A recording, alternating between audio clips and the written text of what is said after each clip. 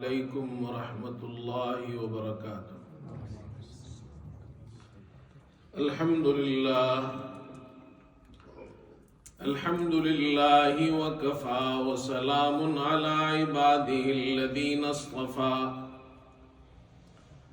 اما بعد فاعوذ باللہ من الشیطان الرجیم، بسم اللہ الرحمن الرحیم۔ والذین یقولون ربنا هب لنا من ازواجنا وذریاتنا قرة اعین وجعلنا للمتقین اماما، صدق اللہ مولانا العظیم۔ بزرگان محترم اور برادران عزیز، اللہ تعالیٰ کی نعمتوں میں سب سے بڑی نعمت اسلام ہے۔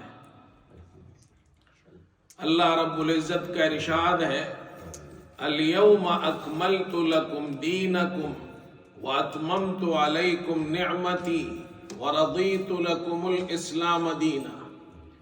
آج کے دن، اور آج کے دن سے مراد جس دن حضرت صلی اللہ علیہ وسلم میدان عرفات میں تھے، حج کا موقع تھا، یہ آیت نازل ہوئی۔ اللہ تعالیٰ نے ارشاد فرمایا، آج کے دن الیوم اکملت لکم دینکم، میں نے آج کے دن تمہارے لیے تمہارے دین کو مکمل کر دیا، دین کامل ہو گیا۔ وَأَتْمَمْتُ عَلَيْكُمْ نِعْمَتِي، اور اپنی نعمت تم پر پوری کر دی۔ یہ دین اسلام اللہ تعالیٰ کی بہت بڑی نعمت ہے۔ اللہ کا شکر کرنا چاہیے کہ اللہ نے ہمیں دین اسلام عطا فرمایا، اور پھر فرمایا وَرَضِيتُ لَكُمُ الْإِسْلَامَ دِينًا، اور تمہارے لیے دین اسلام پر میں راضی ہو گیا۔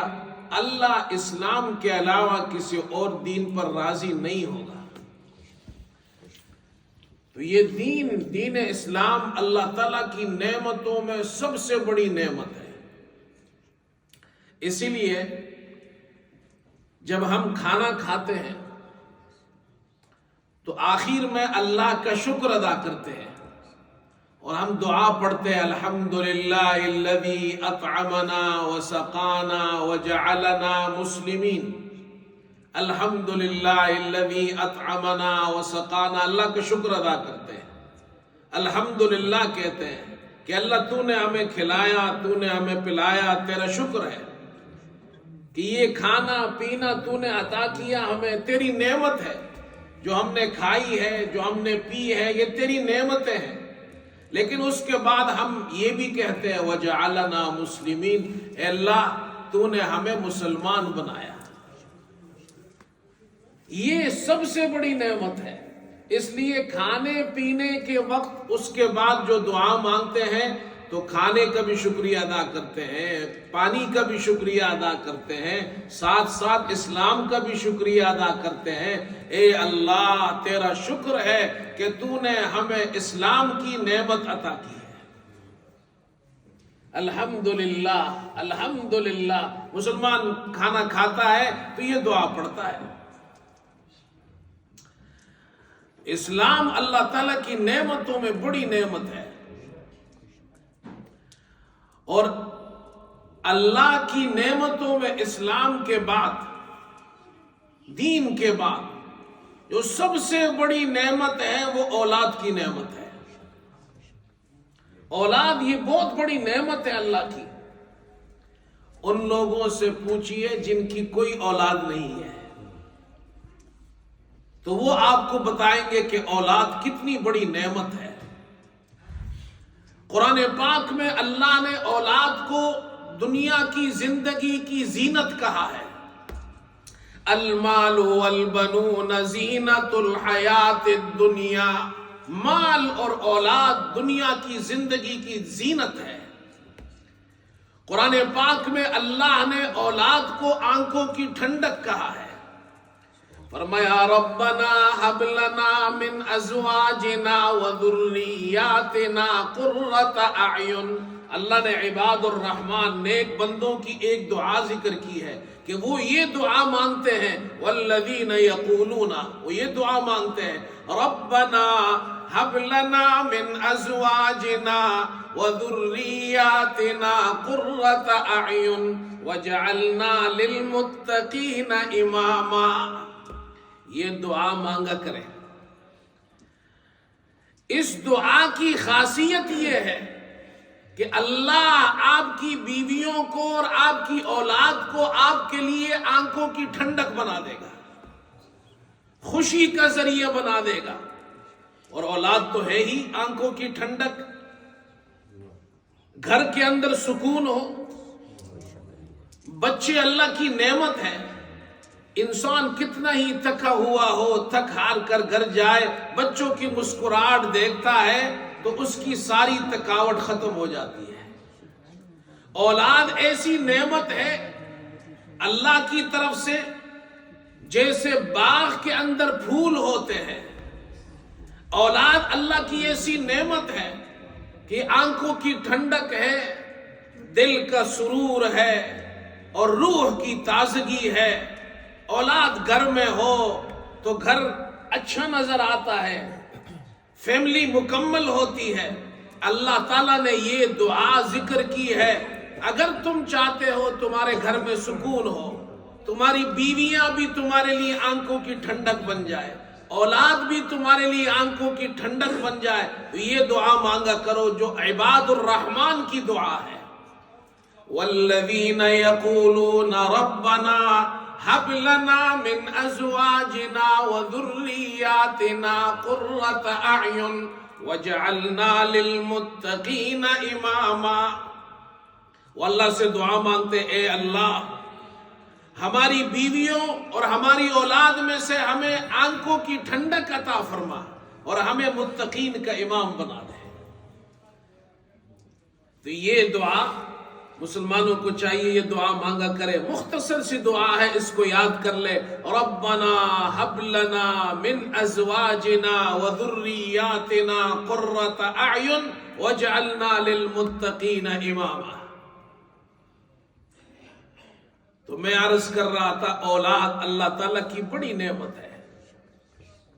اللہ تعالیٰ اولاد کی خوشیاں ہمیں نصیب فرمائے. جن کی اولاد نہیں ہے اللہ ان کو نیک صالح اولاد عطا فرمائے. ایک عربی شاعر کہتا ہے انما اولادنا بیننا اکبادنا تمشی علی الارض. ہماری اولاد ہمارے جگر کے ٹکڑے ہیں جو ہمارے درمیان زمین پر چلتے ہیں. ایک بچہ ادھر بھاگ رہا ہے، ایک بچہ ادھر بھاگ رہا ہے، کوئی اوپر چڑھ رہا ہے، کوئی نیچے اتر رہا ہے. گھر کے اندر ایک شور شرابہ ہے. اولاد کی آوازیں ہیں، بچوں کی آوازیں ہیں. انما اولادنا اکبادنا انما اولادنا بیننا اکبادنا تمشی علی الارض لو حبت الریح علی بعضهم لو حبت الریح علی بعضهم لم تنعت عینی عن الغمض. اور اگر اولاد میں سے کسی ایک پر ہوا بھی چل جائے، ذرا سی ہوا بھی چل جائے کسی ایک اولاد میں سے کسی بھی ایک پر، تو میں نیند سے محروم ہو جاؤں. بچوں کی تکلیف برداشت نہیں ہوتی ہے. ماں پوری پوری رات جاگتی ہے. اس لیے اللہ کا شکر کرنا چاہیے. اللہ اولاد دے، لڑکا دے تو بھی شکر کرے، لڑکیاں دے تو بھی شکر کرے. یہ اللہ تعالیٰ کی بڑی نعمت ہے. یہ آنکھوں کی ٹھنڈک ہے. یہ انسانی زندگی کے اندر اس کے لیے زینت ہے. اب ان اولاد کا اللہ سے شکریہ کیسے ادا کریں؟ اولاد کا شکریہ یہ ہے، اے اللہ تو نے اولاد عطا کی ہے. اب اللہ کا شکر ادا کرنے کا طریقہ یہ ہے ان جو اولاد اللہ نے دی ہے اس کی اچھی تربیت کرے. ہم اپنی اولاد کو وقت دیں۔ آج یہاں برطانیہ میں، یورپ میں سب سے بڑا مسئلہ یہ ہے کہ اولاد کے لیے وقت نہیں ہے۔ اولاد کی تربیت کی فکر زیادہ ضروری ہے۔ ہم معاشی فکر کرتے ہیں، جو ضرورت ہے ہماری سب کرتے ہیں، کرنی چاہیے، لیکن میرے دوستو معاشی ضرورت ہے، معاشی جو ضرورت ہے ہماری، اس سے زیادہ ہماری فکر یہ ہونی چاہیے ہماری اولاد کی صحیح تربیت ہو۔ اگر ہم نے ڈھیر سارے گھر بنا لیے، جائیداد بنا لی، بینک بیلنس ہمارا بڑھ گیا اور ہمارے پاس مال اور دولت کی کثرت ہو گئی، لیکن اولاد بے دین ہے، اولاد جو ہے وہ جاہل رہ گئی، اولاد نافرمان ہے، اولاد اس کے لیے سر کا درد بن گیا ہے، تو یہ جائیداد اور یہ دنیا کی جتنی بھی چیزیں ہیں یہ کسی کام کی نہیں ہے۔ اس لیے اولاد کی اچھی تربیت کریں۔ تو اس حوالے سے میں چند باتیں عرض کرتا ہوں۔ یہ چھٹیوں کے دن جب ہوتے ہیں تو میں کوشش کرتا ہوں ایسا موضوع بیان کروں جس میں والدین کے لیے بھی فائدہ ہو اور ہمارے بچوں کے لیے بھی فائدہ ہو۔ یہ بچے مسجد میں آتے ہیں، کبھی کبھار چھٹی ہو جاتی ہے تو یہ مسجد میں آ جاتے ہیں، اسکول کی چھٹیاں ہوتی ہے تو پھر ہم یہ چند باتیں کرتے ہیں تاکہ ہمارے بچوں کو، نوجوانوں کو، بچیوں کو فائدہ ہو اور ماں باپ کو بھی فائدہ ہو۔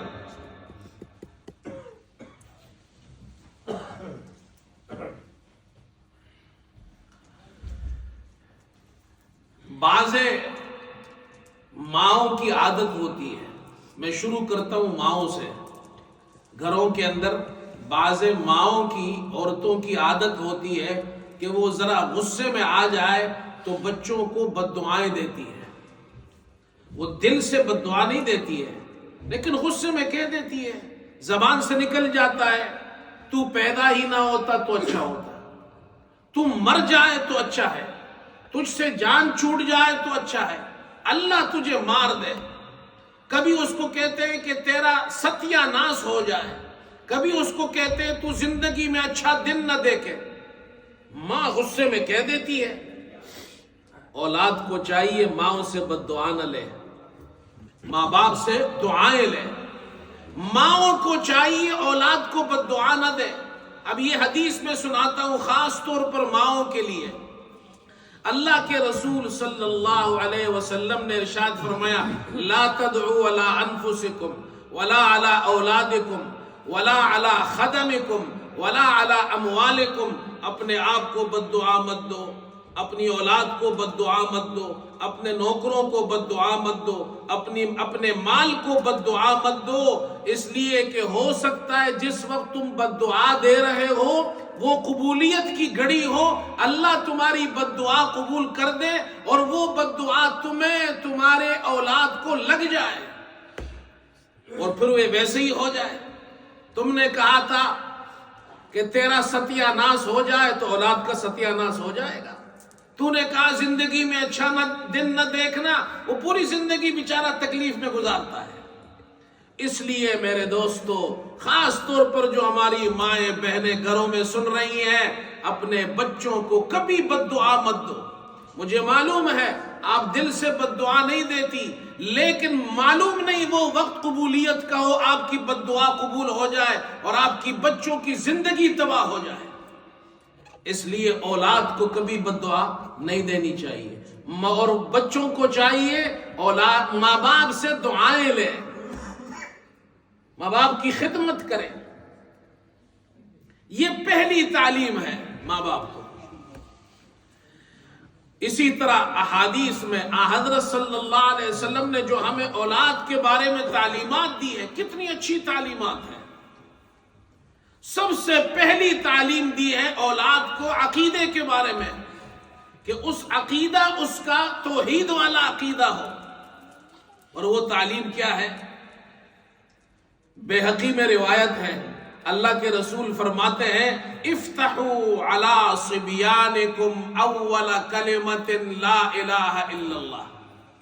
افتحوا علی صبیانکم اول کلمۃ لا الہ الا اللہ، کہ اپنے بچوں کو جب وہ بولنے لگے، جب چھوٹے بچے بولنے لگے، باتیں کرنے لگے، ٹوٹے پوٹے الفاظ میں جب وہ بولنے لگتے ہیں، آپ نے فرمایا اس وقت ان کو لا الہ الا اللہ سکھاؤ، تاکہ ان کی پہلی بولی لا الہ الا اللہ ہو۔ اور مصنف عبد الرزاق میں روایت ہے کہ بنو ہاشم کے یہاں جب کوئی بیٹا بچہ ہوتا، کوئی اولاد ہوتی، اور جب وہ بچہ بولنے لگتا تو رسول اللہ صلی اللہ علیہ وسلم ان کو یہ آیت سکھاتے تھے، سورہ بنی اسرائیل کی سب سے آخری آیت ہے، وَقُلِ الْحَمْدُ لِلَّهِ الَّذِي، یہاں سے آیت شروع ہوتی ہے، لیکن اللہ کے رسول یہاں سے سکھاتے تھے الحمد للہ الذی لم يتخذ ولدا ولم يكن له شریک فی الملک ولم يكن له ولی من الذل ولم يكن له ولی من الذل ولم يكن له شریک فی الملک وَلَمْ يَكُنْ لَهُ وَلِيٌّ مِّنَ الذُّلِّ وَكَبِّرْهُ تَكْبِيرًا، یہ آیت سکھاتے تھے۔ تمام تعریف اللہ کے لیے جس نے نہ کوئی اولاد بنائی، نہ اس کے ملک اور بادشاہت میں کوئی شریک ہے، نہ وہ عاجزی کی وجہ سے کوئی اس کا حمایتی ہے، اللہ کوئی کمزور نہیں کہ اس کو کسی کی حمایت کی اور مدد کی ضرورت ہے۔ وَكَبِّرْهُ تَكْبِيرًا، اللہ کی بڑائی بیان کرو۔ یہ آیت سورہ بنی اسرائیل کی آخری آیت ہے۔ یہ آیت اس بچے کو سکھائے جب وہ بولنے لگے، یہ رسول کریم صلی اللہ علیہ وسلم کی تعلیمات میں سے ہے۔ اپنے بچوں کو بچپن میں ہی اللہ اللہ سکھاؤ، لا الہ الا اللہ سکھاؤ، جب وہ تھوڑے بڑے ہو جائے نماز سکھاؤ، قرآن سکھاؤ۔ یہ اسلامی تعلیمات ہے، یہ نہیں انگلینڈ میں ہم آ گئے، ہمارے بچے کو نہ کلمہ آتا ہے، نہ نماز آتی ہے، نہ قرآن آتا ہے، بس ہم پیسے بنانے کی فکر میں پڑے ہوئے ہیں، ساری زندگی پیسہ پیسہ پیسہ۔ اور پھر وہ اولاد جب بڑی ہوتی ہے، نہ اس کو نماز آتی ہے، نہ اس کو وضو آتا ہے، نہ اس کو جنازہ آتی ہے، نہ اس کو دین کا ایک لفظ آتا ہے۔ یہ بڑی محرومی کی بات ہے، بہت بڑی محرومی کی بات ہے۔ تو رسول اللہ صلی اللہ علیہ وسلم نے یہ سکھایا۔ دیکھو اللہ تعالیٰ نے قرآن پاک میں لقمان حکیم کا ذکر کیا ہے۔ لقمان حکیم نے اپنے بیٹے کو نصیحتیں کی ہیں، اللہ کو وہ نصیحتیں اتنی پسند آئی کہ اللہ نے قرآن میں ذکر کر دی ہے۔ قرآن کریم میں ایک سورت ہے، اس کا نام سورہ لقمان ہے، اور حضرت لقمان حکیم کے نام پر وہ سورت ہے، اور اس سورت میں لقمان حکیم کی نصیحتیں ہیں ان کے بیٹے کے لیے۔ لقمان حکیم کون تھا؟ وہ نبی نہیں تھے، وہ کوئی رسول نہیں تھے، حکیم تھے۔ ان کے بارے میں لکھا ہے کہ لقمان حکیم، حکیم کیسے بنے؟ لقمان حکیم نہ کوئی نبی ہے، رسول ہے، حکیم ہے۔ اللہ کو ان کی دانائی کی باتیں اچھی لگی، قرآن میں ذکر کر دی، لیکن وہ حکیم بنے کیسے؟ اتنے بڑے حکیم اور دانا بنے کہ اللہ نے قرآن میں ان کا ذکر فرمایا، اور ایک سورت ان کے نام پر ہے۔ علماء لکھتے ہیں لقمان حکیم یہ ایک غلام تھے، اور شکل سے کالے تھے، بڑے بڑے ہونٹ تھے، رنگ ان کا سیاہ تھا، سخت پاؤں تھے ان کے، ظاہری طور پر خوبصورت نہیں تھے۔ کہتے ہیں ان کی عمر 1000 سال تھی۔ داؤد علیہ السلام کے زمانے میں انہوں نے داؤد علیہ السلام کو پایا، اور داؤد علیہ السلام سے پہلے وہ قاضی تھے، فتویٰ دیا کرتے تھے، عالم تھے، دانا تھے، لیکن داؤد علیہ السلام آئے، پھر انہوں نے فتویٰ دینا چھوڑ دیا۔ داؤد علیہ السلام اتنے بڑے حکیم تھے، اتنے بڑے دانا تھے، قرآن پاک میں ان کی نصیحتیں ہیں، میں بیان کروں گا ابھی۔ ان کا جو مالک تھا، اس مالک نے ایک مرتبہ ان سے کہا کہ جانور ذبح کرو، اور اس جانور میں جو سب سے اچھی اور بہتر چیز ہے وہ لے کر آؤ۔ لقمان حکیم نے جانور ذبح کیا، جانور کا دل اور اس کی زبان لے کر آ گئے۔ پھر کچھ زمانہ گزرا، پھر مالک نے کہا کہ جانور ذبح کرو اور جو سب سے جانور میں سب سے بری چیز ہے وہ لے کر آؤ۔ انہوں نے پھر جانور ذبح کیا، پھر دل اور زبان کو لے کر آئے۔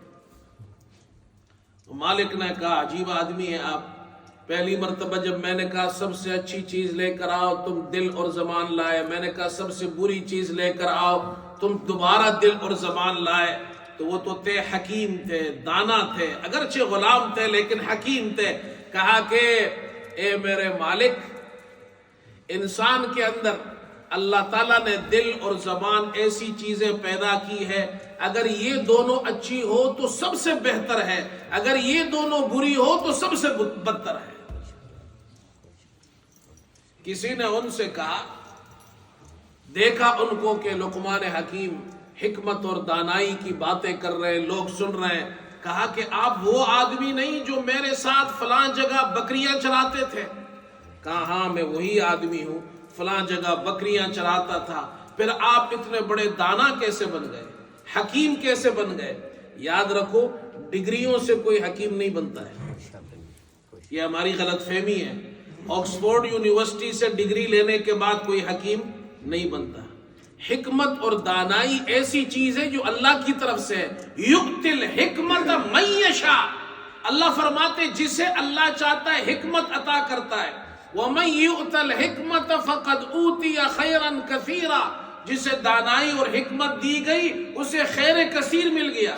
آپ نے گاؤں میں دیکھا ہوگا بوڑھے بوڑھے لوگ ہوتے ہیں، انگوٹھا چاپ ہوتے ہیں، لکھنا پڑھنا ان کو نہیں آتا، لیکن یقین کرے بڑے بڑے جرگوں میں، بڑے بڑے علاقائی مسائل میں ہزاروں لوگ بیٹھے ہوتے ہیں، ایک بوڑھا آدمی کھڑا ہوتا ہے، سب کا فیصلہ کرتا ہے۔ یہ اس کی حکمت کی دلیل اور دانائی کی دلیل ہوتی ہے۔ پڑھا لکھا آدمی ہوگا، گریجویٹ ہوگا، ڈگری ہوگی، بولنا اسے نہیں آئے گا، اخلاق اس کے اچھے نہیں ہوں گے، سمجھ اس کی اچھی نہیں ہوگی۔ حکمت اور دانائی اور چیز ہے، اس لیے ڈگریوں سے اس کا تعلق نہیں۔ تو اس آدمی نے پوچھا کہ آپ وہ آدمی نہیں ہیں جو میرے ساتھ آپ فلاں جگہ بکریاں چراتے تھے؟ کہا ہاں میں وہی آدمی ہوں۔ کہا پھر ایسے آدمی ایسے دانا کیسے بن گئے؟ فرمایا دو باتوں کی وجہ سے۔ لقمان حکیم کیسے حکیم بنے؟ دو باتوں کی وجہ سے۔ سچ بولنے کی وجہ سے کہ میں سچ بولتا ہوں، جھوٹ نہیں بولتا، اور فضول اور لایانی باتوں کو نہ کرنے کی وجہ سے۔ دیکھو یہ زبان ہے، زبان ٹھیک استعمال ہوگی وہ انسان دانا ہوگا، جس کی زبان غلط استعمال ہوگی اس کے پاس جتنی بھی ڈگریاں ہو وہ دانا نہیں ہو سکتا، وہ حکیم نہیں ہو سکتا۔ یہ ہمارے بچوں کو اللہ نے قرآن میں ذکر کیا ہے، ان کی نصیحتیں ذکر کی ہے، یہ ہمارے بچوں کو، نوجوانوں کو اللہ کرے سمجھ میں آ جائے۔ لقمان حکیم کی کیا نصیحتیں ہیں؟ لقمان حکیم کی پہلی نصیحت عقیدے کے بارے میں، دوسری نصیحت اعمال صالحہ کے بارے میں، تیسری نصیحت اخلاق کے بارے میں۔ یہ تین باتیں یہ جتنے ہمارے بچے نوجوان ہیں یاد کر لیں۔ عقیدے کے بارے میں نصیحت کی، یا بنی لا تشرک باللہ ان الشرک لظلم عظیم، شرک مت کرنا، شرک بہت بڑا ظلم ہے۔ اور پھر ایک مثال دے کر سمجھایا کہ دیکھو تم مجھ سے تو اپنا گناہ چھپا سکتے ہو، اللہ سے نہیں چھپا سکتے۔ بیٹا اپنے باپ سے، ماں سے، بیٹی اپنے ماں باپ سے تو چھپا سکتی ہے باتیں، لیکن اللہ سے نہیں چھپا سکتے۔ کتنے اچھے طریقے سے سمجھایا دیکھو۔ فرمایا یا بنی انہا ان تک مثقال حبۃ من خردل فتکن فی صخرۃ او فی السماوات او فی الارض یأتی بها اللہ۔ اللہ اکبر۔ بیٹے کو لقمان حکیم سمجھا رہے ہیں جو چیز چھپی ہوتی ہے وہ چار قسم کی ہوتی ہے، یا تو بہت زیادہ چھوٹی ہو تو ہمیں نظر نہیں آتی، یا کسی پردے میں ہو تو ہمیں نظر نہیں آتی، یا بہت دور ہو تو ہمیں نظر نہیں آتی، یا اندھیرے میں ہو تو ہمیں نظر نہیں آتی، لیکن اللہ سے تم کچھ نہیں چھپا سکتے۔ اللہ فرماتے ہیں یا بنی انہا ان تک مثقال حبۃ من خردل، اے میرے بیٹے اگر کوئی چیز رائے کے دانے کے برابر چھوٹی ہو، اتنی چھوٹی ہو، فتکن فی صخرۃ، اور پھر وہ پتھر کے اندر، چٹان کے اندر چھپی ہو، پردے میں ہو، او فی السماوات، یا آسمانوں میں ہو، بہت دور ہو، او فی الارض، یا زمین کے اندر اندھیروں میں ہو، مجھے تو نظر نہیں آئے گی، تیری ماں کو بھی نظر نہیں آئے گی وہ چیز، یأتی بہا اللہ، اللہ اسے ضرور لے آئے گا، تو اللہ سے نہیں چھپا سکتا۔ کیسی اچھی نصیحت کی ہے۔ کہتے ہیں ان کا بیٹا اور ان کی بیٹی یہ دونوں کافر تھے، لقمان حکیم نے ایسی نصیحت کی، دونوں مسلمان ہو گئے۔ اپنی اولاد کو یہ نصیحت کرے کہ تم ہم سے تو چھپا سکتے ہو، اللہ سے کیا چھپاؤ گے؟ بیٹا اگر تو سگریٹ پیتا ہے، نشہ کرتا ہے، چوریاں کرتا ہے، ڈاکے ڈالتا ہے، ڈرگز بیچتا ہے، گناہ کے کام کرتا ہے، مجھ سے چھپا سکتا ہے، اپنی ماں سے چھپا سکتا ہے، خدا سے نہیں چھپا سکتا ہے۔ یہ نصیحت ہے لقمان حکیم کی۔ یا بنی اقم الصلاۃ وأمر بالمعروف وانہ عن المنکر واصبر علی ما اصابک ان ذلک من عزم الامور۔ پہلے عقیدے کی نصیحت تھی، اب اعمال کی۔ میرے بیٹے نماز قائم کرو، نماز پڑھو، نماز۔ گھر میں جب ماں نماز پڑھے گی تو بچے بھی نماز پڑھیں گے، ماں باپ نمازی ہوں گے تو بچے بھی نمازی ہوں گے، ماں باپ نمازی نہیں ہیں تو بچے بھی نمازی نہیں ہوں گے۔ ماں باپ بچوں سے سیکھتے ہیں۔ آپ نے چھوٹے بچوں کو گھر میں دیکھا ہوگا، جب ماں نماز کے لیے کھڑی ہو جاتی ہے، چھوٹے چھوٹے بچے آ کر وہ ساتھ میں کھڑے ہو کر ان کی طرح اٹھک بیٹھک شروع کر دیتے ہیں۔ ان کو نماز آتی نہیں ہے لیکن وہ اپنی ماں کی نقالی کرتے ہیں۔ اور بیٹھا امر بالمعروف اور نہی عن المنکر کرو، لوگوں کو اچھائی کی دعوت دو، برائی سے روکو۔ پھر آگے فرمایا تیسری تعلیم اخلاق کی تعلیم ہے، اپنے اخلاق اچھے کرو۔ یہ سب سے زیادہ ضروری ہے، میں اپنے بچوں کو اخلاق سکھائے، اچھی تہذیب سکھائے، اچھے مینر سکھائے، اچھے آداب سکھائے۔ لقمان حکیم کیا سکھاتے ہیں؟ وَلَا تُصَعِّرْ خَدَّكَ لِلنَّاسِ وَلَا تَمْشِ فِي الْأَرْضِ مَرَحًا إِنَّ اللَّهَ لَا يُحِبُّ كُلَّ مُخْتَالٍ فَخُورٍ۔ اے میرے بیٹے اپنے گالوں کو مت پھلانا، تکبر مت کرنا، کوئی بات کرنے آئے تو مسکرانا، اچھے چہرے سے ملنا، زمین پر اکڑ کر مت چلو کہ میرے پاس تو بڑی دولت ہے تو اب فرعون بن گیا ہے، اکڑ کر چلتا ہے۔ اللہ کو تکبر کرنے والا اور اترانے والا پسند نہیں ہے۔ وَاقْصِدْ فِي مَشْيِكَ وَاغْضُضْ مِنْ صَوْتِكَ إِنَّ أَنْكَرَ الْأَصْوَاتِ لَصَوْتُ الْحَمِيرِ۔ اللہ اکبر۔ اپنی رفتار میں میانہ روی اختیار کرو، نہ بہت زیادہ آہستہ چلو کہ لوگ سمجھے یہ بیمار ہے، نہ بہت زیادہ تیز چلو، ہاں درمیانی چال کے ساتھ چلو، اور جب بات کرو اپنی آواز کو پست رکھو۔ ان انکر الاصوات لصوت الحمیر، سب سے بری آواز گدھوں کی آواز ہے۔ گدھا کتنی محنت کرتا ہے آپ کو پتا ہے؟ گاؤں میں جائے، یہ ہمارے بچوں کو نہیں پتا، انہوں نے تو ڈونکی شاید دیکھا بھی نہیں ہوگا، یہاں ڈونکی ہوتے بھی نہیں ہیں، اگر ہوتے بھی ہے تو پتہ نہیں دیکھے نہیں دیکھے۔ ہمارے یہاں ڈونکیز ہوتے ہیں گاؤں میں، اتنی محنت کرتے ہیں، صبح سے لے کر شام تک اس پر بوجھ ڈالا جاتا ہے، ڈالا جاتا ہے، ڈالا جاتا ہے، اتنا بوجھ اس پر ڈالا جاتا ہے، لیکن اگر وہ آواز لگائے تو سب کو آواز بری لگتی ہے اس کی،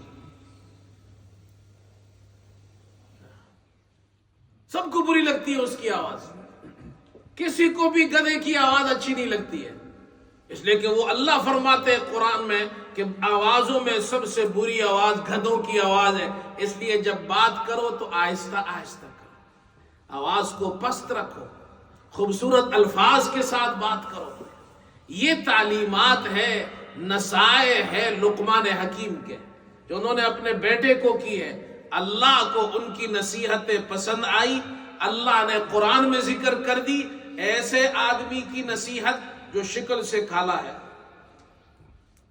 جو غلام تھا، رنگ کا کالا تھا، بڑے بڑے ہونٹ تھے، سخت اس کے پاؤں تھے، شکل و صورت اچھی نہیں تھی، آزادی کی نعمت بھی نہیں تھی، غلام تھا، لیکن حکیم اور دانا تھا۔ اللہ نے قرآن میں اس کے نام پر سورت نازل کی ہے۔ یہ بہت بڑی چیز ہے میرے دوست۔ ہم اپنے بچوں کی فکر کریں، ہمارے بچے کی اچھی تربیت ہو، اس کے اخلاق اچھے ہو، اس کی عادات اچھے ہو، اس کے اطوار اچھے ہو، اس کے اخلاق مسلمانوں والے اخلاق ہو، اس کے اخلاق محمد الرسول اللہ صلی اللہ علیہ وسلم والے اخلاق ہو، جو وہ اخلاق لے کر آئے ہیں۔ اور ایک بات دیکھو، اسلام ہمیں سکھاتا ہے بچوں کو ہر چیز سکھائے، اچھی چیز بچوں کو گھر میں سکھائے۔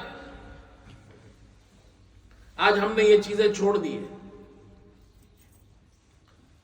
ہمیں صرف یہ فکر ہے انگلینڈ کے اندر میرا بچہ بڑا آدمی بن جائے، خوب پیسہ کمائے۔ پیسہ بنانے کی مشین نہیں ہے ہماری اولاد، ہماری اولاد دنیا کمانے کی مشین نہیں ہے۔ ہماری اولاد، اور ہم اس ملک میں رہتے ہیں، وہ ہماری پہچان ہے۔ یہ بہت سے مسائل ہیں یہاں پر میں وقتاً فوقتاً بیان کرتا رہتا ہوں۔ اپنی اولاد کو اپنی زبان بھی سکھائے، جو مادری زبان ہے، ورنہ پھر اس کے بعد جو ان کی اولاد ہوگی ان کو نہیں پتا ہوگا کہ ہم کون تھے۔ قوم کی شناخت اس کی زبان سے ہوتی ہے۔ آپ اپنی زبان ختم کر دیں، اگلی نسل کی پہچان ختم ہو جائے گی۔ اپنے بچوں کو اچھی تربیت دے، اپنے بچوں کو اپنی زبان سکھائے، اپنے بچوں کو اچھی تعلیم دے، آکسفورڈ یونیورسٹی سے وہ ڈگری حاصل کرے، لیکن اس کے ساتھ ساتھ وہ اچھا مسلمان بھی ہو۔ یہ کر سکتے ہیں ہم، کوئی مشکل نہیں ہے۔ میں بھی اس انگلینڈ میں رہتا ہوں، میرے بچے بھی یہیں سے پڑھے ہیں، ہمارے شاگرد یہاں پڑھے ہیں، عالم بھی بنے ہیں، حافظ بھی بنے ہیں، انہوں نے ڈگریاں بھی لی ہیں یونیورسٹی سے۔ کوئی مشکل نہیں ہے۔ اگر آپ کو مشکل نظر آتا ہے تو میرے پاس آئے، میں آپ کو طریقہ بتاؤں گا، یہ میری فیلڈ ہے، میرا تو کام ہی یہی ہے، میرا کام تعلیم ہے، تدریس ہے۔ کوئی مشکل نہیں ہے۔ آپ کا بچہ وہ عالم بھی بن سکتا ہے، حافظ بھی بن سکتا ہے، قاری بھی بن سکتا ہے، اور آکسفورڈ یونیورسٹی سے وہ گریجویٹ بھی ہو سکتا ہے۔ ہمارے پاس ایسے اگزامپل موجود ہیں۔ یہاں وقت ختم ہو رہا ہے، میں آخری بات کرتا ہوں۔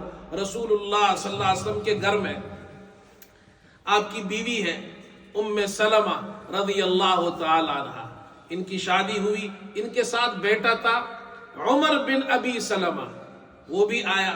آپ صلی اللہ علیہ وسلم، عمر بن ابی سلمہ کہتے ہیں میں رسول اللہ صلی اللہ علیہ وسلم کے گود میں تھا، چھوٹا بچہ تھا، کھا رہا تھا کھانا، اور برتن میں میرا ہاتھ ادھر ادھر گھوم رہا تھا، کبھی میں ادھر سے کھاتا، کبھی ادھر سے کھاتا۔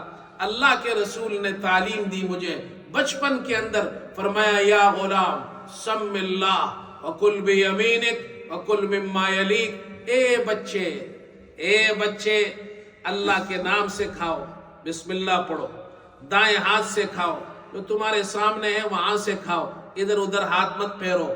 اب عمر بن ابی سلمہ کہتے ہیں میں نے بچپن میں جو سنا تھا پوری زندگی میں نے اس پر عمل کیا۔ بچوں کو جو آپ سکھائیں گے وہ پوری زندگی اس پر عمل کریں گے۔ اللہ ہم سب کو عمل کی توفیق عطا فرمائے۔ وآخر